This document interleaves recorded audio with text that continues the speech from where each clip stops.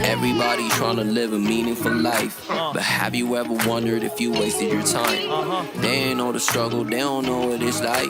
Yeah, I'm pretty exhausted, yeah, I put in the time. It's like work, hustle, grind it till you die, but it's like race, not muscle, and everything I write. I wrote this one for my independence. Go ahead, get your happy ending. I got one shot, this ain't a gimmick. You got one life, watch how you live it. You got one take, only one take. You got one life, why would you waste it? This ain't a gimmick. You got one life, watch how you live it. You got one take, only one take. You got one life, why would you waste it? Take in one take, moment to notice it's historical. They don't know the process, the prophet or it's an oracle. No place to lay my head cause the studio stay portable. What good's to gain the world but lose your soul, that ain't rhetorical. I don't give answers to questions that aren't asked. I do take chances, the lessons they aren't fast. Bought my wife a purse but it's never about the bag. We go into the moon, never put haters on blast. Off below my means and stay affordable. Don't need Balenciagas, the saga is what's promotable. Knit together in my mother's womb by the designer of designers. Future so bright that I can't see behind us. It's like work, hustle, grind until you die, but it's like race, not muscle, and everything I write. I wrote this one for my independence. Go ahead, get your happy ending. I got one shot, this ain't a gimmick. You got one life, watch how you live it. You got one take, only one take. You got one life, why would you waste it? This ain't a gimmick. You got one life, watch how you live it. You got one take, only one take. You got one life, why would you waste it?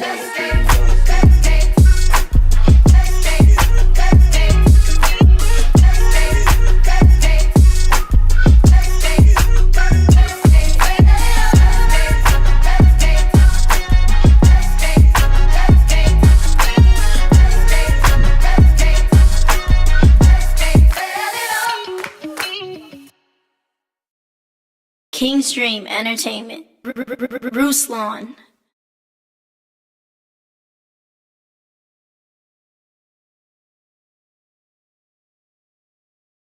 Kingstream Entertainment. Ruslan. Ladies and gentlemen, we are live for the after party stream. If you're watching this live, I need you guys to smash that like button one time for the YouTube algorithm. Don't play yourself. And let's shoot this video up to the moon if we could. I need you guys to tell me where you're watching this from. Hopefully you guys all see the previous stream right before this. If you haven't, you should go watch that one because this one may not make that much sense. And yeah, let me know where you guys are watching this from. And we're gonna get into any questions you guys have about the life of an ex-church employee, all right? So, let me know where you guys are watching this from. Smash that like button. We got the Ozark in the house. I just finished the Ozark. Canada. Canada's in the house. What part of Canada? Toronto. There we go. DFW. What's up, Kelly? Maine. Indoor plumbing. More Canada. It's a lot of Canada. Los Angeles in the house. Ohio's in the house.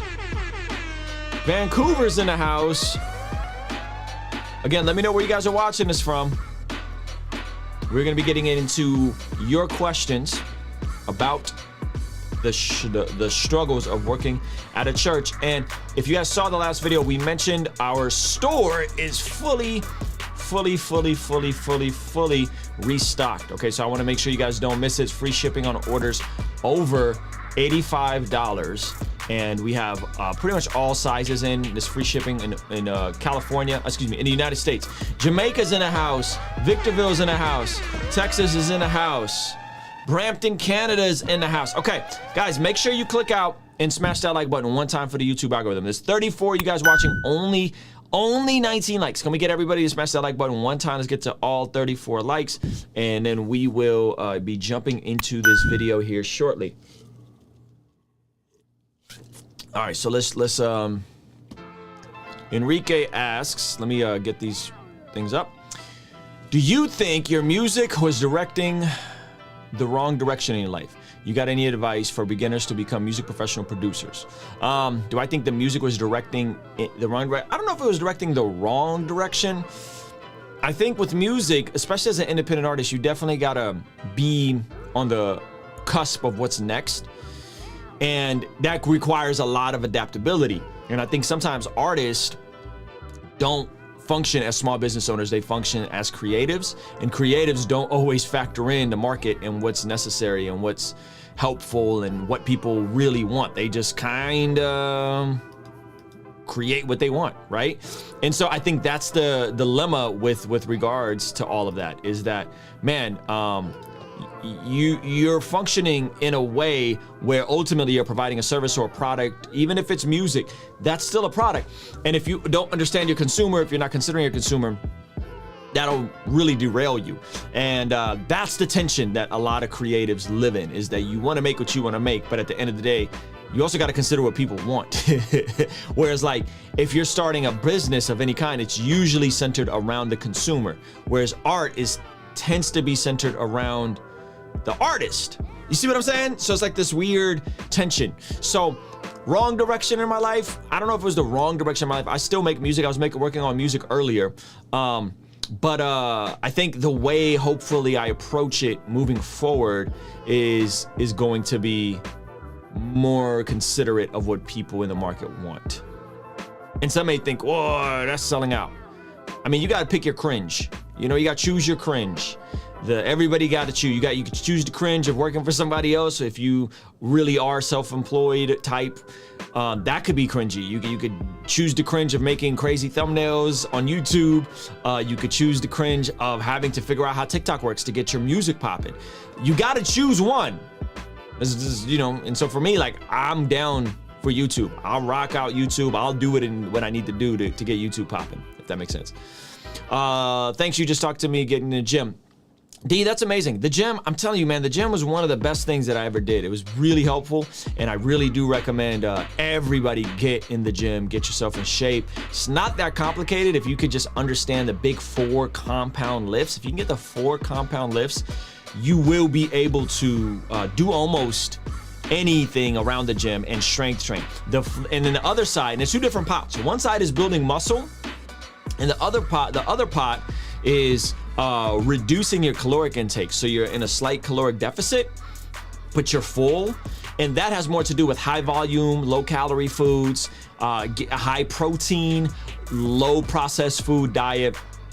Once you figure that out, then it really does become simple. And then the last part is just being active and moving. A whole nother category. So it's like 3 categories. Eating, you can't outwork a crappy diet. Strength training to build muscle. Muscle burns more calories than fat. That football player that's shredded, that basketball player that's shredded can eat more than you, and so they got more wiggle room. And then the last part is just the moving, whether it's walking, cardio, doing something. 3 different categories. Hopefully that's helpful. I could go more into that if you want. I too was a worship leader in a church where the pastor ended up having an emotional affair, and a friend said the pastor put his hand up. And a friend said the pastor put his hand up the back of her shirt. Whoa! Yeah, that's big trash. That's crazy. I got a boyfriend watching you now. I think he's strengthening his Christian walk. Amen. Amen. That's amazing. Favorite home cooked meals? Anything my wife makes, Alex. My wife is a fantastic cook. All right, Darius said, I'm transitioning out of church work in a few months. I'm also getting married this year. What's some advice you would give to prepare myself in advance for the switch and looking for new work? So Darius, I'm assuming you're looking to transition into another job and not self-employment. So I think, one, you gotta button up your skills, and you gotta button up your relationships and who you are and aren't connected to. Stuff like LinkedIn is probably gonna be really helpful. Folks from your high school, folks from your junior college, your college, so on and so forth, your church, right, that have relationships. That's the best way to land another good paying job. And truthfully, if you were crushing it at a church, you're probably worth more in the marketplace. That's a massive W. So I would say work on those things. Can you level up some of your skills? Here's a quick example. Like, if you know, if you were work with a music guy at a church and you understand Ableton, can you stack that, because you were running tracks and stuff, can you stack that skill and learn Final Cut? right? Like that's an easy tie-in, and can you make yourself efficient at it? A lot of times, if you know Logic, you know Final Cut. Why? Because the shortcuts are the same. Only thing is you're manipulating video, not audio, right? So like, can you take the skills you already have and build on top of those? That's called skill stacking. If you could do that, then I will button up your skills and what you could offer someone. And I would then also button up your relationships, your network, who are you around, who are you connected to, get on LinkedIn, that kind of thing. In terms of marriage, I would highly recommend premarital counseling, Financial Peace University, getting on the same page with your debt, with your in-laws, what church are you gonna be going to, all of that. Those are the three biggest things: in-laws, debt, finances, and faith. If you can figure those three things out, you're gonna be good. You know what I mean? So hopefully that's helpful. Okay, I'm looking for more questions. Working out is therapeutic. Yes, working out is very therapeutic. Who is your favorite artist to work with? I mean, me and Nick got a bunch of stuff tucked away that I'm super proud of. It's just not out yet. And then me and Paul, the Via Text album, I think is really good. It's probably some of my best work. What's your meal planning look like? I'm just trying to meal plan, especially lunch times. I have a video on this, Brennan, right in the middle of my like physical transformation that you can go watch. So I would check that out. You could check it out if you just search like Ruslan cheap meal prep or something like that, and you could see everything I was eating, how I was shopping, what I was shopping. Generally high protein meals, high amounts of protein with every meal, piece of chicken, a piece of fish, something like that. Low volume carbs that aren't processed, sweet potatoes, that sort of thing. A lot of veggies. I think if you do that, and again, I have a whole video on this you could go check out. If you just search Ruslan meal prep or meal prep, cheap meal prep, cheap shopping, right? Eat healthy cheap, I think is what the video is called. It's from 3 years ago. And you can see everything. Now I have the luxury, by the grace of God, I have a deal. If you're in San Diego, check out Meal Prep Sunday, and I get my meals delivered every single Sunday because they part sponsor me and give me a discount, and they are amazing. And I get 23 of them a week, and between me and Zach, we end up, just having really high quality meals. So here's the meal for this is my lunch today. I try to eat salmon a couple times a week. So today's lunch: 26 grams of fats, 30 grams of carbs, 42 grams of protein, and it's 523 calories. So this is my high caloric meal, and then I eat 2 small 400 calorie meals that are primarily just chicken, veggies, and rice. And then I have a protein shake. So it's like 2 chicken meals and usually like a chicken thigh or a fish. I find that fish, I need the healthy fats to function. Like I feel substantially better if I'm getting some healthy fats in my diet.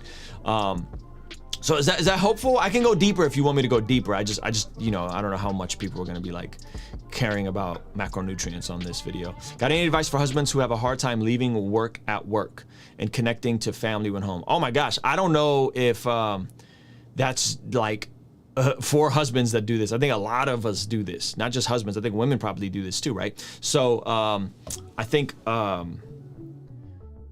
one of the things I did, honestly, that's helped, this is within the last month, is I got an iPad and took all social media off of my phone and put it on the iPad. Instagram, TikTok, I don't have the YouTube Studio app on my phone, and that's been amazing for my mental health. That's been amazing. So if your husband's primarily like emails interrupting him, like figure out a way to get that off of his phone so that he's not consumed with that, and that's not like interrupting his day. So like little healthy boundaries like that. That's the easiest thing that I could think of right now is something like that, because I just implemented that, and gosh, man, not having Instagram on my phone, I feel so much more sane. Like I feel so much more human and tapped in that I don't have social media. So like whatever that thing that connects him to his job, take it off his phone. I would also create some sort of like anchors, and I like this idea of anchors, right? Anchors meaning like, yo, I do bedtime with the kids, right? Every night I'm there for bedtime. So the last like 6:30-ish, sometimes 7 to like 7:38-ish, that's my time with the kids. I'm definitely doing bedtime, getting me teeth brushed a whole bit. My wife she can go do whatever she needs to do or just chill. And that anchor keeps me consistent with pressing into that relationship. So I do the devotionals, I make sure they get showered, all that kind of stuff. And sometimes like a stream might bleed into stuff. So I think that's another thing. Like, can he set up some anchors where, you know, X amount of days he takes his kids to work, X amount of days he does the nightly devotional routine. Those things I think compound over time, and then you get more introspective. So right now I'm getting really introspective on like the quality of bedtime, not feeling rushed to do bedtime because the kids didn't get stuff done earlier. You see what I'm saying? So like the proximity will lead to presence. Being in proximity, especially if you could get yourself off your phone, would lead to being more present. So if you can be in proximity, if your husband could be in proximity with the family, odds are he will get introspective enough to be like, dag, I gotta fix this. I gotta stop doing this, right?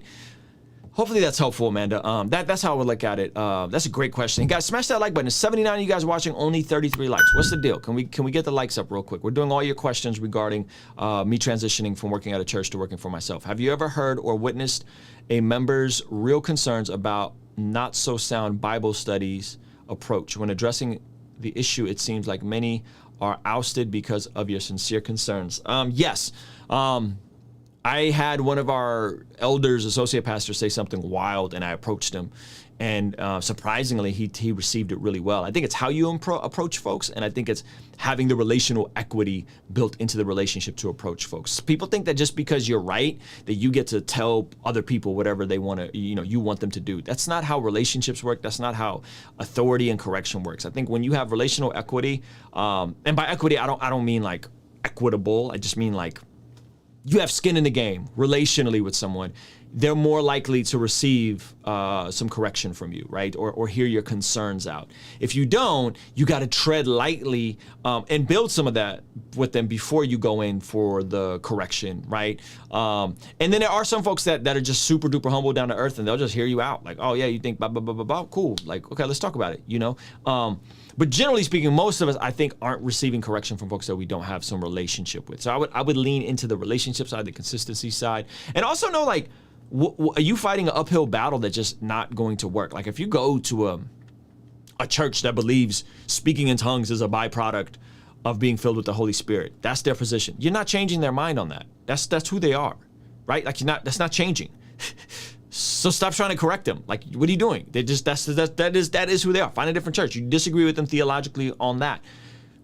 Okay, that's fine. You see what I'm saying? So I also think like, what do like, what's the point of even attending something and having a fuss versus like, oh man, this person said something that's kind of out of pocket, messed up, off, in error.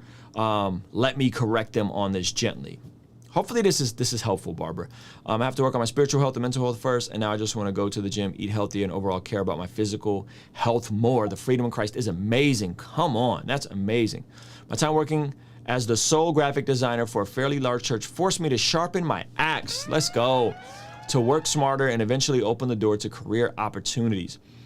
If you got one question for God, what question will be for him? Oh, I don't know. I got to think about that. That's a great question. I got to think about that. I got a lot, but one, to narrow it down to one, I don't know if I got one right now off the top like that. All right, question. I noticed that in some YouTube channels that don't use words in their thumbnails seem to have lots of traction. I was wondering, are words too distracting or does it depend on the viewer?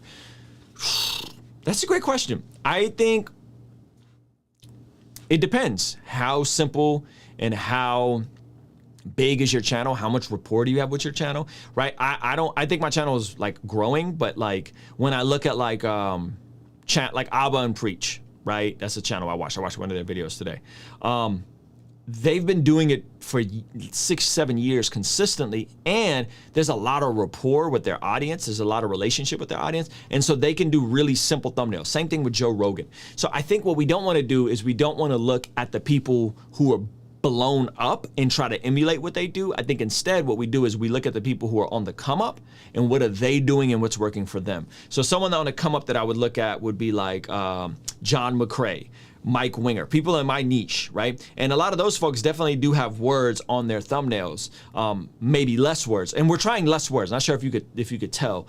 We're trying less words in terms of like how how we make our thumbnails. So I think, yeah, I think there's a balance there. Like, don't just emulate.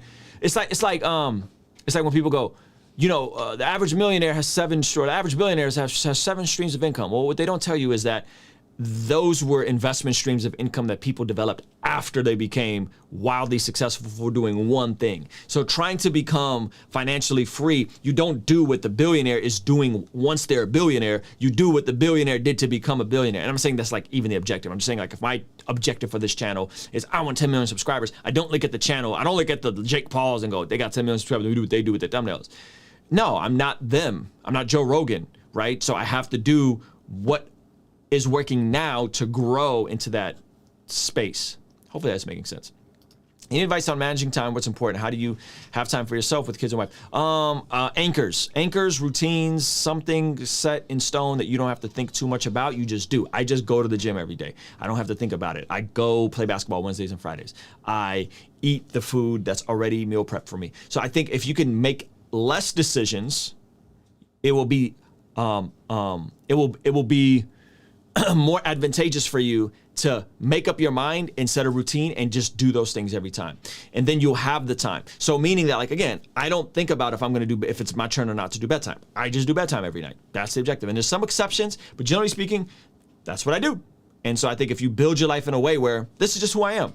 I'm a person that gets up and goes to the gym in the morning. I'm a person that reads my Bible. I'm a person that spends time with my family. Right, Alex? So if we do that, then it's the decision fatigue is eliminated when you don't have to think. It's one of the reasons why I wear the same hoodie every day. It's one less decision I have to make. It's the same reason I eat the same food every day. It's one less decision I have to make, right? There's something to that. So if your life is built in a way where all the decisions are made ahead of time, we've already made this decision to go to the gym every day, to read our Bible every day, to go to church on Sunday. All that's already been decided. I just got to get up and do it. When you do that consistently enough over the course of whatever, think about this. Really think about this. Like, if for the next 20 years of your life, you invested $500 a month into a Roth IRA, you went to the gym every day, you without thinking about it, and you knew what days you were doing, really you could just do push, pull, legs, inevitably,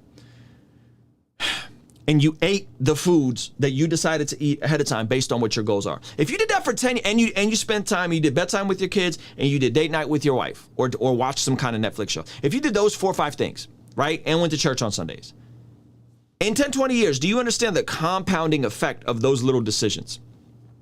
Like the compounding effect of going to the gym every single day, doing push-pull legs, while incrementally increasing and improving, while at the same time making the decision to eat the food you're supposed to eat without overthinking it, not thinking about what you're going to wear, spending time with your kids every night.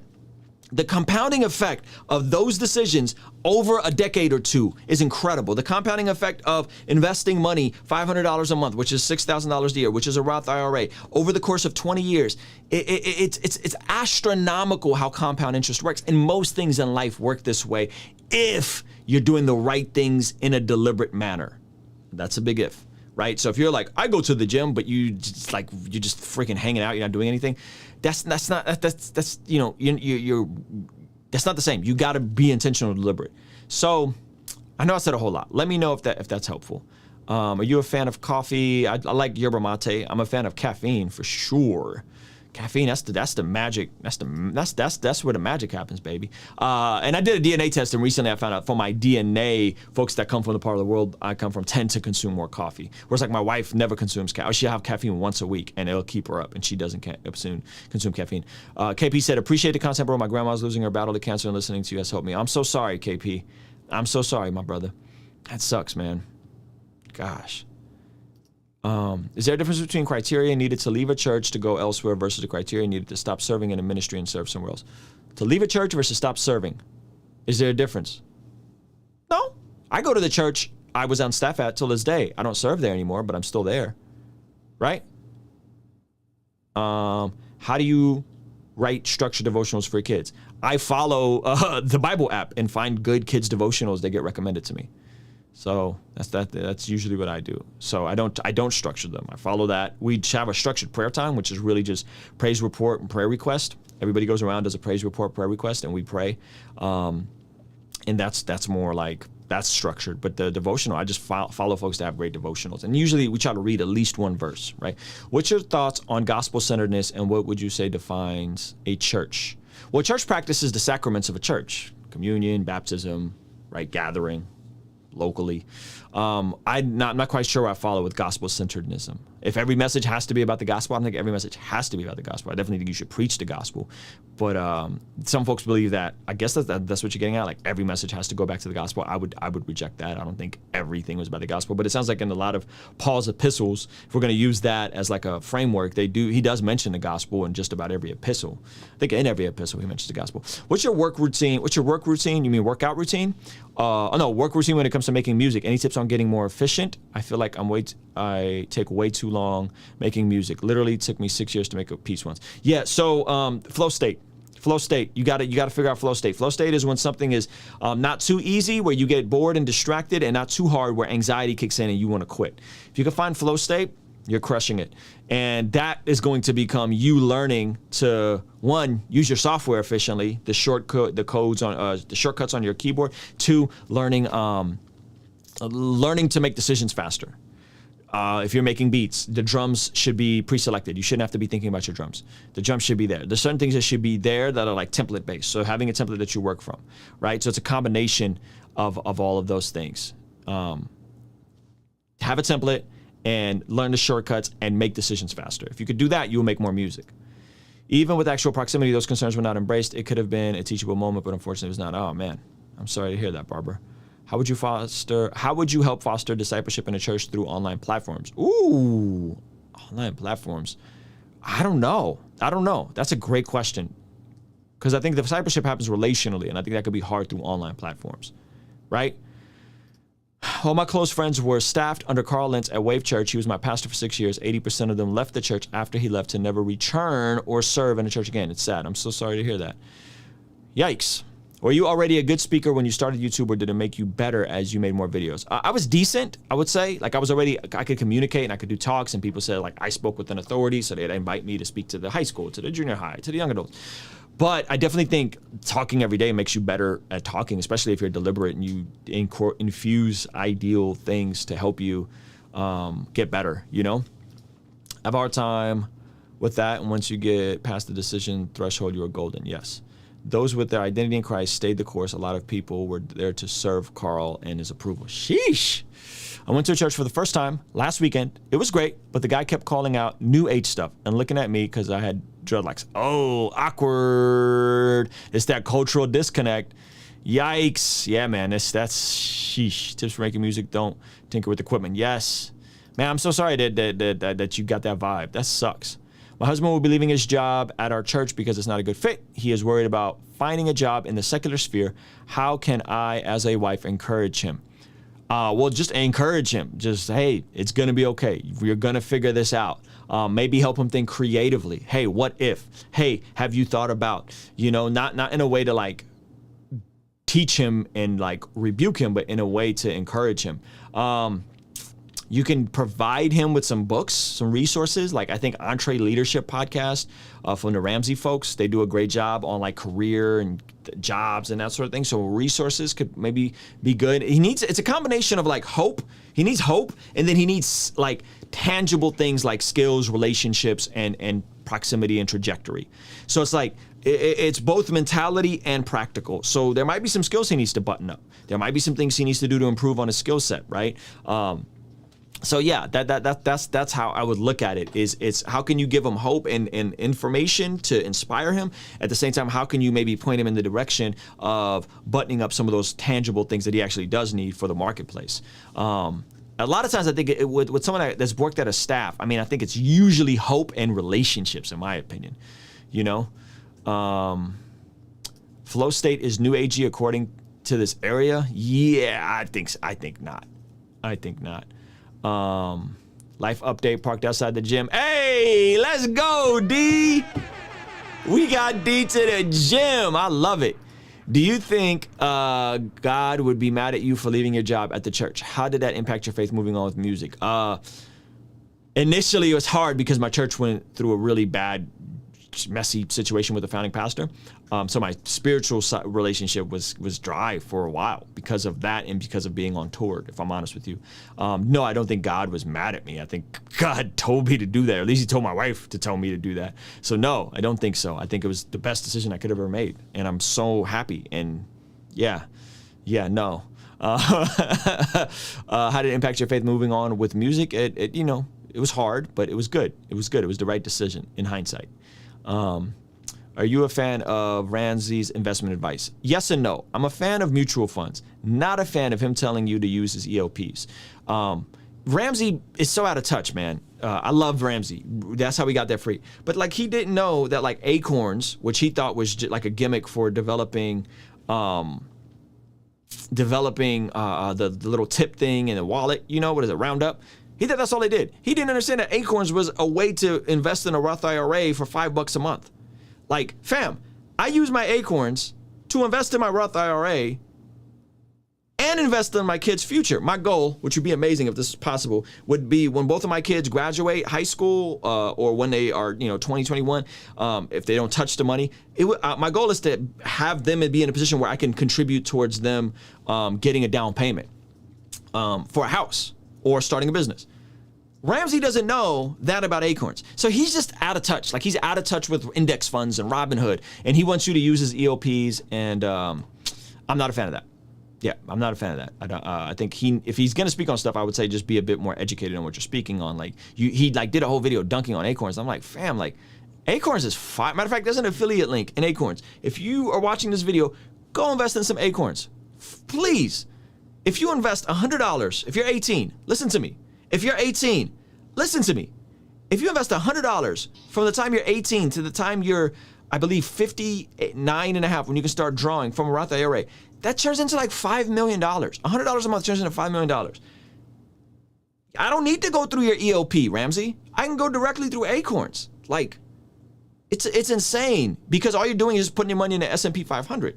Right? And eventually you could start a 401k, but like, cutting out the middleman is one of the beautiful parts of technology. I don't got to go through your financial investors who are going to take a percentage of all that kind of stuff. So, I think like decentralizing and allowing people to go directly to stuff is good. And then, or you can go to Vanguard, or you can go to whatever, but all those are going to, they're going to cost a little bit more.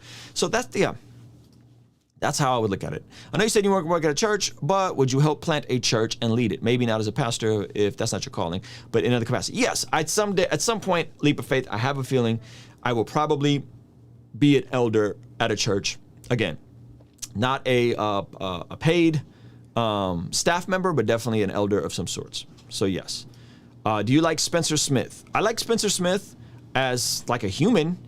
I think his theology, his fundamentalistic theology, is problematic. I asked Spencer Smith a church history question once over text message, and what he answered was basically like, only Baptist fundamentalists are like the true church of Jesus. And that's a red flag. Like, whenever you think that Protestants are the only ones going to heaven, and then you add on like, and my type of Protestant, like, that's a red flag. So I think Spencer is a cool guy, and we've engaged back and forth. I've invited him on the channel. I think he's a fundamentalist, and I'm weary of fundamentalists. By fundamentalist, I simply mean like, you think that your camp is the only camp, and then you tend to take a very literal approach to scripture that has so much bias, and you discard every and anyone that doesn't align with yours as a false teacher, false convert, false whatever. And I just think the view of Christianity is so much more robust when you pull back and you look at the global side of everything that's happening with churches all around the world. That this is so much more than just Protestant American Christianity. And the way he navigates is very much so in like tunnel vision. This is all, and Christianity is way broader than like that, in my opinion. So I like him, but he's a fundamentalist, and I tend not to rock with fundamentalists. He calls me a neo, what is he called? Neo-evangelical, like Billy Graham. He's like, you're like Billy Graham. You're a neo-evangelical. Never heard of these terms in my life before. And so, yeah, bro, you haven't heard that Reformed Christians are the only true Christians. Yeah, when that's the temperament or sometimes the theology, I think that's very dangerous. So, like, I've asked him, like, what do you think about, like, the Ethiopian Orthodox Church, the Armenian Apostolic Church? I got theological issues with all those churches, but they all align on the same essentials, and they were, you know, not a, like they split so early from the Catholic Church that I think they went on to be their own thing, you know, 1,000 years before the Reformation. And he would put all those folks in a category of like, yeah, no, they're out. And I'm like, bruh, that's crazy. You know, like that's nuts. So I think that's problematic. But I love him as a person. I like Spencer as a person. Like he's funny. Hey, Ruslan, when I upload videos to social media, I'm losing resolution and quality. How do you fix that? Random question. Better internet? I don't know. There's so many different steps in that, but you know, make it, export it correctly, import it on your phone correctly, and know there is going to be some compression to it. Guys, I gotta go. Appreciate y'all, man. If you want to go the extra mile, we open up a $5 Patreon that you guys can pay to partner with us. It's amazing. And there's an exclusive video over there right now of me reacting to cringe Christian versus atheist TikTok. All right. So check that out if you guys want to partner with us. Ruslan, what's your opinion on people changing church constantly? I'm not a fan of church hopping or church shopping. Personally, I'm not. Also, merch store, blessgod.shop.